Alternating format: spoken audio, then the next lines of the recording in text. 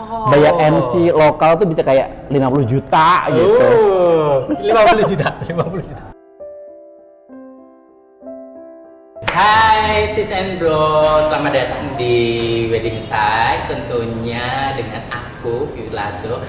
Dan kali ini aku seneng banget sudah mau hadir di sini dan di kondisi seperti ini. Kenapa ada Wedding Size di sini? Aku mau menunjukkan kalau di dalam wedding itu banyak sesuatu yang terlibat, yaitu antara dekor, lighting, kameramen, MC atau musik dan lain banyak sebagainya di perweddingan. Makanya aku mengusung Wedding Size ini, dan tentunya di pandemik COVID-19 tahun ini yang tentunya membuat kondisi wedding itu sedikit lumayan menurun ya. Tapi jangan khawatir, jangan risau soal sesuatu yang membuat orang bingung tentang wedding, karena kali ini aku akan membahasnya bukan hanya sendirian aja, tapi ada satu artis yang akan aku bawa. Bukan artis sih, MC ternama kondang di Semarang. Kita langsung aja invite ke Kak Uki. Halo, Hai sis and bro, welcome to the YouTube channelnya Wedding Size. Oke, tentunya bersama aku Vivi Lazo. By Vivi Lazo, wow keren Kak. Lama long time masih ya, nggak boleh ya? Ini nggak boleh pelukan ya. Kita tadi udah dites suhu tubuh di depan. Betul. Udah pakai hand sanitizer. Tentunya kita juga jaga jarak supaya untuk menjaga kita tetap hidup lebih sehat ya di kondisi Betul. seperti ini. Stay safe dong pastinya. Oke, Kak Uki, apa kabar? Baik Kak, kamu apa kabar? Aku juga baik. Ya ini appreciate banget tiba-tiba seorang Kak Vivi telepon aku terus tanya jadwal, kira-kira ada waktu kosong nggak sih Kak? Agak deg-degan nih Kak. Kok tumben-tumben Kak Vivi mau ngejob aku gitu? Ini antara maju dan mundur ya, ngajak Kak Uki ya untuk masuk ke acara aku untuk Wedding Size ini.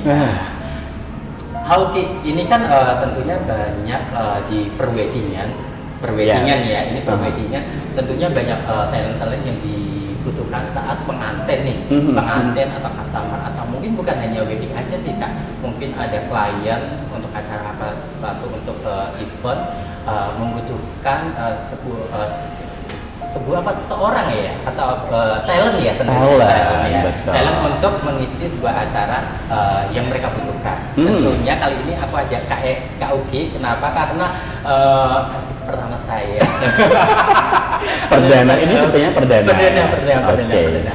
Tentunya aku mau tanya soal kebutuhan wedding, lebih tepatnya ke MC.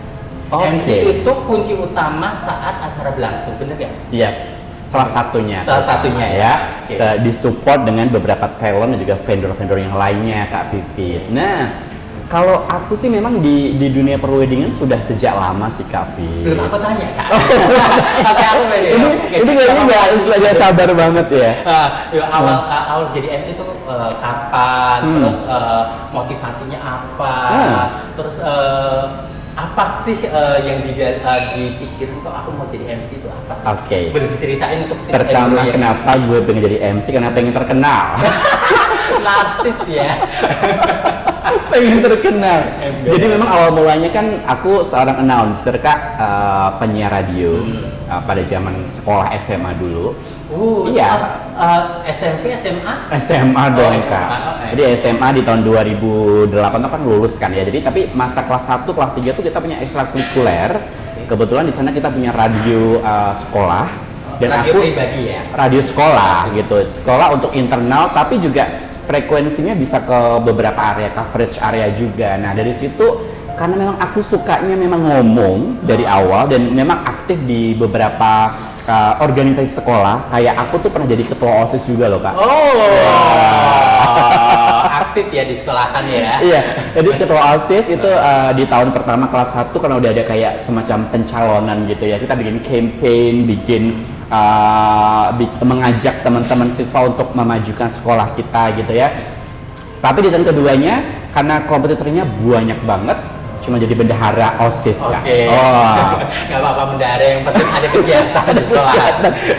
tapi dari situ itu membuat kita semakin aktif berbicara, berkomunikasi dengan teman-teman kita satu kelas, satu sekolahan bahkan. Nah, itu guru-guru ya.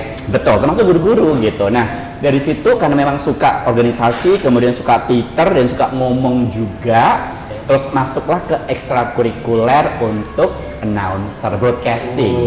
Itu waktu zaman SMA itu SMA. udah ada gurunya atau emang kepengen nyamplak sendiri ngomong? Ada, jadi ekstrakurikuler itu memang kita ada, tapi kan memang melalui proses screening Kak. Jadi kalau misalkan memang mau masuk menjadi salah satu broadcaster atau announcer di salah satu radionya sekolah kita, itu dites dulu gitu loh. Nah kebetulan waktu itu masuk, karena suara kan keren kan suaraku kan? Oh, keren. Dikerenin aja. Jadi ya? awal mulanya kayak gitu Kak, terus terus habis itu? motivasinya selain pengen terkenal juga tentunya pengen develop nih, karena kan memang dunia per public speaking atau per MC kan memang dibutuhkan di semua lini event. Benar. Banyak hal ya. Nah, Bukan hanya wedding aja ya? betul gitu. Nah, justru malah memang aku besar tuh bukan dari perweddingan Kak. Oh. Betul, jadi Oke. banyak kan exhibition, banyak kan memang gathering gitu ya. Kemudian semakin kesini banyak beberapa wedding organizer yang menginvite, kemudian juga merambah ke situ Kak. Karena kan segmented sekali Kak kalau wedding. Tapi masih ingat nggak tahun berapa itu? Oke. Setelah terjun nih jadi bener-bener jadi MC gitu loh. Oke. Dengan dibayar. Nah, Bener nggak? jadi gini sebenarnya seru sih kalau kita ngomong soal experience atau pengalaman jadi MC gitu ya. Jadi pertama sih memang sempat jadi MC sekolah internal. Kalau ada misalkan kita punya kegiatan gitu ya, kemudian ada pensi, nah itu jadi kakak pas sekolah di pensi. Aku pikir saya atau gede ya. Saya yang nonton pensinya. Jadi sempat gitu ya terlibat hal gitu, cuman namanya kita di sekolah kan pasti nggak dibayar dong, karena kan kita tampil aja udah keren gitu, udah seneng banget jadi kayak fansnya banyak, wow Udah ada gitu yang kan. teriakin. Aduh, gitu Kak Fit. Nah dari situ terus SMA pindah ke Semarang, karena kan aku memang dari SMA kan di Kalimantan ya, terus pindah ke Semarang tuh kuliah. Oke. Nah dari situ semester kedua itu join juga di salah satu radio swasta di Semarang. Oke. Betul. Boleh disebut nggak apa-apa sih? Jangan dong ya. Udah nggak ada radionya. Itu berapa tahun di radio?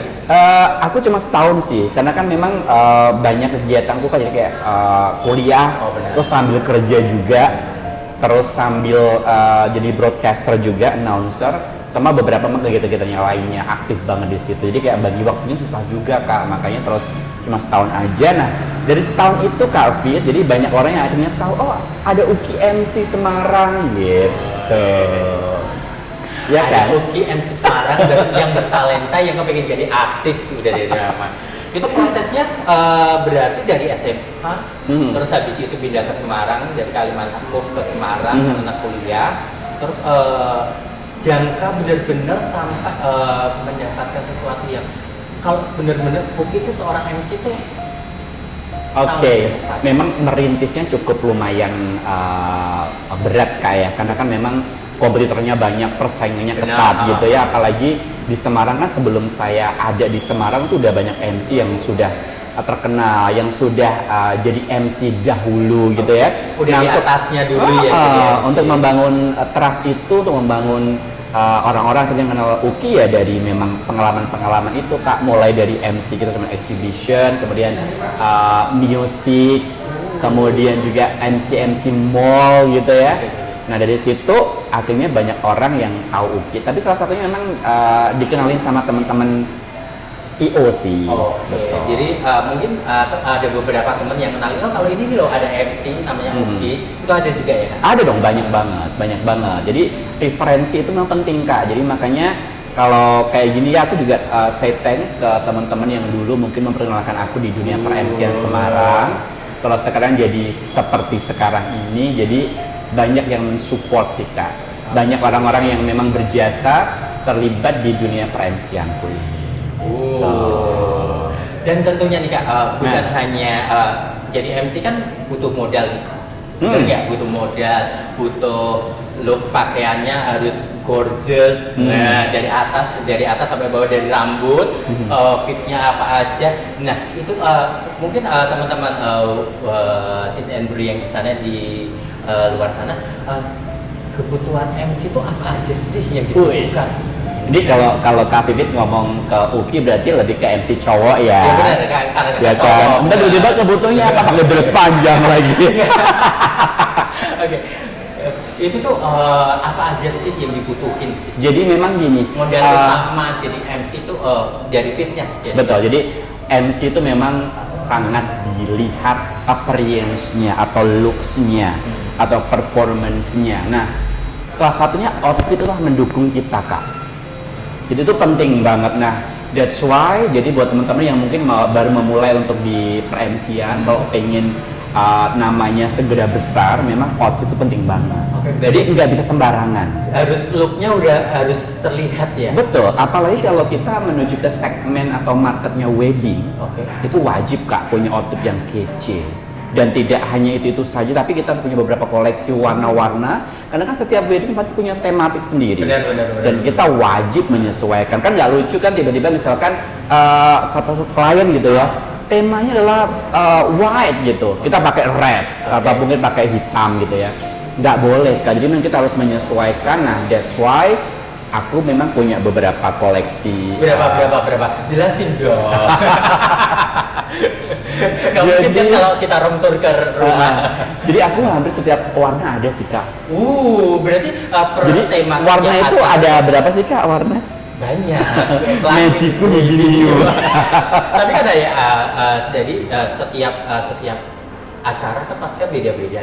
Tapi ada yang outfit yang tertentu yang membuat Kak Uki itu jas ini tuh berkesan atau outfit ini berkesan. Uki banget gitu ya. Oke, kalau ngomong soal style, itu memang di Semarang itu banyak banget Kak beberapa kayak style MC cowok ya. Maksudnya kayak lebih ke authenticity atau identik. Apakah pentasan? Seperti mati lampu ya saya. Mati lampu gitu ya. Itu lebih ke condong kemana sih? Aku sih lebih ke atau ngikutin enggak sih. tema aja. Aku lebih ke tidy kayak rapi, terus kayak rambutnya aku yang lebih hype gitu ya. Jadi kadang-kadang taunya kadang-kadang kan Uki MC yang jambul itu ya. Nah, salah satu buat teman-teman juga MC yang baru mau merintis atau mungkin yang sudah tapi belum dapat brand awareness atau branding, self rebranding, itu penting banget Kak untuk personal brandingnya kita. Jadi misalkan untuk menunjang ya. Betul, untuk supaya orang ingat kita. Jadi misalkan Uki yang jambulnya tinggi itu ya. Nah gitu, biasanya gitu. Jasnya gonta-ganti setiap acara. Nah dulunya kayak gitu, lebih ke jambul. Terus Kak Pipit yang dia gitu ya. It's okay. Gitu, jadi memang personal branding itu penting banget Kak Pipit. Jadi buat teman-teman yang pengen mungkin ya berkecimpung di dunia per-MC-an wajib punya personal branding.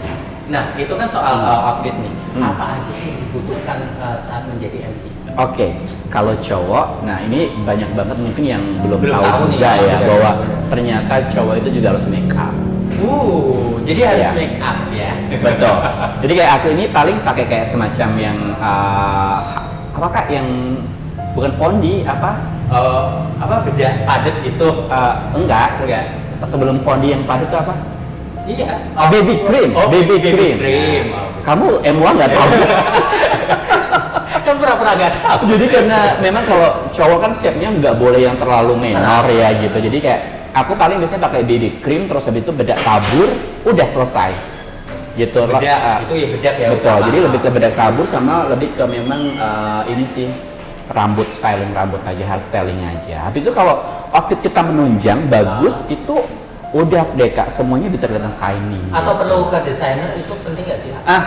Penting banget. Penting banget. Jadi kadang-kadang gini Kak Vivit, beberapa mungkin ada yang pakai baju kok kurang pas ya gitu. Kayak kurang fit gitu ya, kadang gedean, kadang yang sesetan gitu ya gitu. Nah, saran aja sih. Jadi kalau kalian teman-teman di dunia per-MC-an yang sudah punya nih ya, misalkan seorang fashion designer atau mungkin kalau yang di bawahnya itu ke tailor gitu ya. Oke. Nah itu kalau udah pas, udah pakai itu aja. Jadi kalau udah semama udah nemu nih penjahitnya atau desainernya satu orang, ya di situ aja. Aku biasanya kalau aku gitu Kak, supaya jadi kayak aku nggak perlu, aku pengen dong misalkan pattern atau warna apa, kemudian patternnya gimana, modelnya gimana, dia tanpa harus ngukur lagi udah tahu sizeku gimana. Tinggal seumpama kalau tinggal kurus tinggal dikecilin, gendut agak gede dikit. Terus selain adjust sepatu nih, penting nggak sih menurut kamu? Banget, kalau perweddingan kan maksudnya paling sih sebenarnya nggak usah terlalu banyak properti ya kalau cowok ya. Kalau cowok tuh simple ya? Yes, kalau cowok harus punya minimal 2 warna sepatu untuk yang pantofel. Ya pertama hitam, yang basic ya kita harus punya. Yang kedua adalah kamu mau pilih putih atau mau pilih coklat. Oh, aku baru tahu loh. Iya dong. Soalnya kan aku nggak MC ya. Itu udah masuk semuanya. Oh, gitu. Okay. Ternyata tuh putih atau coklat atau hitam itu. Ya hitam wajib harus punya, gitu ya. Kemudian kalau mungkin pengen kita menuju ke beberapa kayak tematik kayak rustic atau mungkin outdoor wedding gitu ya, kita harus punya sneakers. Oh, iya. Ya. Udah disesuaikan Kak gitu. Kalau aku terus terang nggak boleh pakai heels. Oke. Kan cowok. Gitu. Nah, gitu. ngomong-ngomong nih, Kak Uki ini kan bukan hanya MC aja nih untuk sekarang. Kak Uki kan sekarang kan juga kerja. Nah, membagi waktu jadwal untuk MC sama kerja itu tuh gimana sih? Kalau aku pribadi, kalau aku udah ini aja ngeluarin untuk bikin video aja harus ada jadwalnya. Aku ngumpulin Kak Uki juga, aduh bisa nggak lah. Kalau Kak Uki kan bingung, ada kerja, ada nge-MC. Nah itu tuh ngatur waktunya tuh gimana? Yes. Kan kadang kan kayak acara kan nggak mungkin event 1 minggu, pasti kan ada ya weekdays ya. Nah itu gimana? Nah jadi Kak, jadi bahkan dari awal pun aku sudah banyak banget Kak untuk bisa time manajemennya yang bagus. Kan dari awal aku pindah ke Semarang itu kan mulai dari aku siaran radio, kemudian juga aku kuliah, kerja juga, jadi terus MC juga, 4 kegiatan yang harus dilakukan bersamaan di setiap minggunya. Betul. Nah itu sebenarnya memang teman-teman harus pintar ngatur. Jadi kalau aku memang orangnya multitasking Kak. Jadi kayak kalau bisa semuanya kenapa enggak? Tapi ya itu tadi harus punya time management yang bagus. Jadi kita harus bisa ngatur gitu. Nah kadang memang tidak akan perfect semuanya apa yang kita lakuin ya. Tapi at least kalau kita on track gitu ya, sesuai dengan schedule, kemudian time manajemennya bagus, biasanya bisa sih. Aku aja bisa kan. Aku tuh dulu kan tadinya ambil kuliah pagi reguler. Karena aku kerja juga, akhirnya aku move ke namanya dulu reguler 2 atau kelas sore. Extension. Jadi aku jam 8 sampai dengan jam 4 sore aku kerja karena office hour kan. Terus habis itu aku kuliah. Weekendnya itu nge-MC. Terus malamnya itu yang di weekend itu siaran radio. Kebayang nggak? Kalau aku jadi kalau setiap hari harus ngelakuin hal itu ya. Tipes ya kamu ya. Tipes kumat ya. Nah itu benar-benar harus disupport dengan time yang bagus, terus memang harus multitasking dan konsisten Kak. Berarti terjadwal. Terjadwal dong, harus dong. Berarti harus ada note-nya. Minggu ini aku MC-nya di hari ini. Tapi pernah terdampak kayak keras dengan kerjaan nggak sih Kak? Pasti Kak, pasti Kak. Jadi apalagi kalau kita udah jadi kayak semacam loyal MC-nya atau MC langganan di sebuah perusahaan atau corporate gitu ya. Nah biasanya kan mereka ngadainnya di hari-hari kerja tuh, weekdays. Nah kadang-kadang itu tabrakan, cuman namanya kerja kan kita punya namanya extra off, punya cuti gitu kan. Nah itu bisa dimanfaatin. Nah karena memang waktu kerja itu aku office hour sih Kak, bukan shift-shiftan. Jadi kan aku hotelier nih, kan mungkin beberapa sis and bro ya, mungkin tahu kan hotelier kan itu kan 24 jam ya Kauki gitu kan, ada shift-shiftan gitu ya. Nah kalau aku memang office hour karena aku di back office bukan operasional, gitu. Jadi aku di sales marketing, dulu juga di revenue department, jadi kayak tidak ada yang shift-shiftan sih. Jadi kayak waktunya udah teratur aja, jam 8, jam 4 aku kerja, after that kuliah. Sabtu Minggu nge-MC, terus siarannya malam gitu. Pantesan kalau dihubungin susah. Nah, itu kan soal jadwal nih. Banyak Nah, ya Kak pertanyaannya ya Kak ya. Ini banyak, ini aku sebenarnya udah mencari sekitar 50 pertanyaan. Cuma Wow. kan biar sis and bro yang ada di sana, weddingers yang ada di sana tahu kalau seorang MC itu nggak hanya ngatur baju, tampil, tapi kan harus ngatur jadwalnya dia di rumah gimana, kerjaannya dia gimana, apalagi kerja. Apalagi kalau yang rumah tangga gimana Kak? Aduh, oke. Next. Oke, menjadi MC itu menjanjikan nggak sih? Nah, menjanjikan nggak sih? Bro MC sekarang pengen tahu sekali MC gue berapa. Enggak, itu nanti. Menjanjikan ya sih? Banget Kak, jadi ini kan semacam kayak hobi yang dibayar. Keren kan? Jadi lo punya hobi, tapi lo dibayar. Namanya hobi kan lo seneng ya, udah seneng, dapat income, itu kan sesuatu yang wow banget ya gitu. Jadi kita kayak nggak ada beban. Iya, karena udah hobi terus dibayar itu kan sesuatu yang Taraf menjanjikannya itu seperti apa? Kan ada beberapa kan. Aku kerja di sini menjanjikannya pekerjaanku sampai GM atau marketing. Nah kalau MC itu gimana sih? Kalau MC itu lebih ke kayak goals-nya ketika kita bisa ngisi acara atau wedding yang skala internasional gitu ya. Terus ada artisnya. Dan bahkan Kak, aku tuh pernah kayak di hire sebuah perusahaan untuk MC di luar negeri. Luar negeri. Wah, ya. Jadi pernah di hire ke dua kali ke luar negeri. Dua kali gitu. Jadi pernah ke Malaysia, pernah ke Singapura, sama ke Thailand untuk roadshow acara Kak. Jadi seneng sih Kak, jadi kayak bilingual, kemudian juga ketemu banyak networking, dan bayangin kan lo kayak di hire buat MC, bisa jalan-jalan gratis ke luar negeri. Dapat hotel gratis, nah itu perjalanan gratis. Iya, enak kan? Enak sih. Itu menjanjikan. Mau jadi MC? Kayaknya mikir deh, itu menjanjikan banget untuk di kota Semarang atau Jawa Tengah ini. Oke. Kalau kita melihat Semarang ini kan salah satu kota besar Indonesia ya Kak ya, dan Semarang ini termasuk salah satu kota yang memang kalau bikin acara Kak Pipit itu tuh kayak totalitas gitu. Jadi kayak 4 hari gitu. Iya betul. Bayangin dekor tuh bisa 1 M gitu. Bayar MC lokal tuh bisa kayak 50 juta gitu. 50 juta. 51 namanya. Itu menjanjikan banget nih kalau untuk di kota Semarang. Banget sih, karena banyak yang wedding terutama. Jadi makanya kalau kita selalu branding ke teman-teman, ya yang belum kawin, ayo kawin. Kakak kawin kapan? Kalau nanti dia. Gitu tapi selain sesuatu yang menjanjikan untuk menjadi segmen satu lama ya Kak ya. Ini ada pertanyaan. Mencari event atau job untuk Kak gitu gimana? Kan nggak mungkin kan, job aku dong kayak gini-gini. Itu gimana sih caranya? Nah itu kan biasanya kan untuk para yang pemula ya. Pemula tuh bingung, aku tuh harus nyari eventnya gimana? Apakah aku harus bikin spanduk gede di jalan? Kelihatan ya. MC. Aku MC. Oh kita MC dipasang di baju manik gitu. Nah, kalau sekarang kan zamannya digital, jadi mudah banget sih. Kalau dulu aku sebelum kayak sosial media booming gitu ya, aku lebih ke memang networking Kak. Itu penting banget. Networking itu kalian bisa yang namanya berhubungan baik dengan event organizer, wedding organizer, atau bahkan bisa ikut manajemen. Kalau kamu pemula. Nah, kalau manajemen kan dia kayak memang provide semua talent ya. Jadi kayak misalkan lo butuh MC, lo butuh dancer, lo butuh kru gitu ya. Kita udah terdata di situ. Nah gitu. Jadi agency itu juga penting banget sih. Kalau kamu pengen grow up, zaman dulu.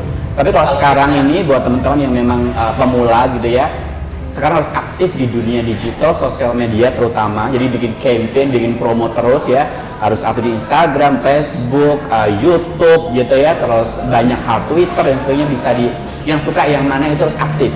Karena kadang-kadang gini Kak, kalau kita ngelihat ya beberapa orang itu ingat kita ketika melihat status kita atau feed kita, ya nggak? Oh benar-benar. Kadang-kadang gini, misalnya wedding organizer atau mungkin IO gitu kan, mau bikin event terus MC-nya siapa ya? Jadi buka-buka Instagram, muncullah storyku jebret, ada Uki gitu loh.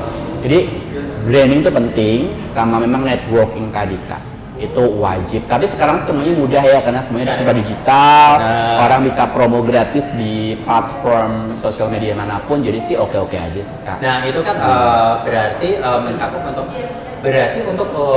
kayak media itu tuh kayak ya bukan Instagram aja ya, Instagram sama sosial media sosial media itu berpengaruh dalam banget Kak, banget. Coba sekarang banyak banget beberapa kayak klien yang datang dari luar kota. Aku kan sering banget ke Bali, ke Jakarta gitu ya, ke Surabaya, terus beberapa kota Jawa Tengah lainnya.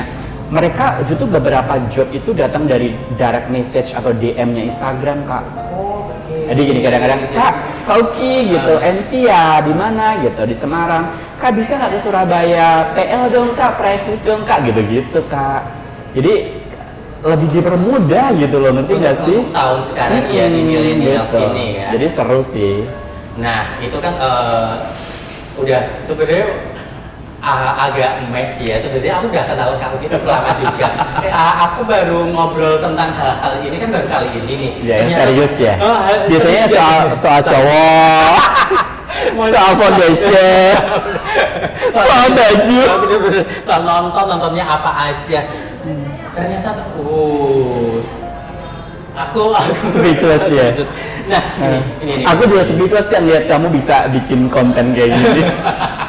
Jangan lupa ya, ingat aku. Oke, ada nggak sih sesuatu yang positif atau negatifnya menjadi seorang MC? Oke, pasti banyak Pasti ya. banyak. Kan kadang nggak tahu tuh. Jadi MC tuh enak, senang, tampil di atas, bayarannya mahal, bajunya oke, naik mobil, mungkin acaranya di gedung-gedung di mana-mana, terus ya, ketemu tadi banyak beberapa pejabat atau sesuatu yang membuat kita tuh bangga. Nah itu ada sisi positifnya atau negatifnya. Positif negatif, suka duka gitu kayak pasti banyak sih di setiap kerjaan kita apapun, as entertainer, as entrepreneur gitu ya, pasti punya suka dukanya. Kalau positifnya sih karena sekarang banyak yang kenal aku Kak, itu yang pertama. Terus tentunya senang ya, bangga ketika kita bisa bawain satu acara dan setelah itu juga banyak disuka sama orang, kemudian kliennya senang, itu suatu kesukaan yang luar biasa, kayak valuable banget gitu dan tidak ternilai gitu. Tapi dukanya yang namanya kita itu kan banyak yang pro kontra ya. Kadang ada beberapa yang kayak misalkan ada yang nggak suka sama kita, itu pasti ya. Ada yang mungkin dunia apapun kan identik dengan kayak gitu juga Kak, dengan ada politik entertainment juga ada Kak, saling menjatuhkan itu ada, atau mungkin misalkan para pemula gitu yang tiba-tiba pasang tarif yang di bawah kita banget gitu kan. Kadang kan sekarang ini juga orang lebih kritis ya, apalagi Semarang. Kamu selisih 100.000, 500.000 aja orang udah kayak langsung berubah pikiran gitu loh Kak. Nah itu yang kita lebih jaga sih, tapi namanya hidup, namanya perjalanan, karir gitu ya.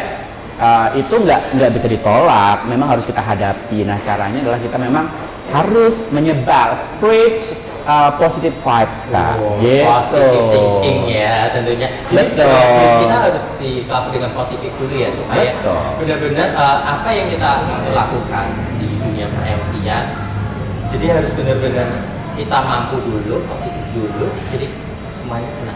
Iya. Kan Kak juga pasti juga sama kan. Di MUA kan pasti banyak yang MUA kasih tarif yang di bawah Kak. Oh, jadi kayak orang milih-milih compare, apalagi Semarang kan. Kalau selisih 50.000 aja jadi masalah gitu loh. Jadi itu hal biasa. Terus kayak misalkan kayak kontranya sih biasanya kayak di compare sih Kak. Bagusan MC ini, MC ini lucu, MC ini lebih ganteng. Itu udah hal biasa. Yang penting kayak semacam kita positive thinking, kemudian tetap semangat gitu kayak. Jadi apapun orang berarti kayak mengkritik kita berarti care ke kita kayak. Berarti kan peduli ke kita. Nah itu yang selalu aku masukin ke mindset aku, bahwa setiap orang yang mengkritik aku berarti dia masih punya care ke aku. Kecuali kalau orang yang kayak I don't care gitu, I don't fucking care, berarti orang itu gak peduli sama aku, berarti gak mau aku tumbuh lebih bagus lagi. Jadi kayak justru kayak haters, kemudian yang kontra itu malah menjadi motivasi aku untuk lebih tumbuh gitu. Aku boleh minum nggak? Boleh. Tadi soal haters. Nah, di video berikut kita mau tanya hater sama pernah nggak sih Kak Oki berantem sesama MC atau haters ya di video berikut ini ya nanti ya di selanjutnya. Oke, selamat menonton. Gosip.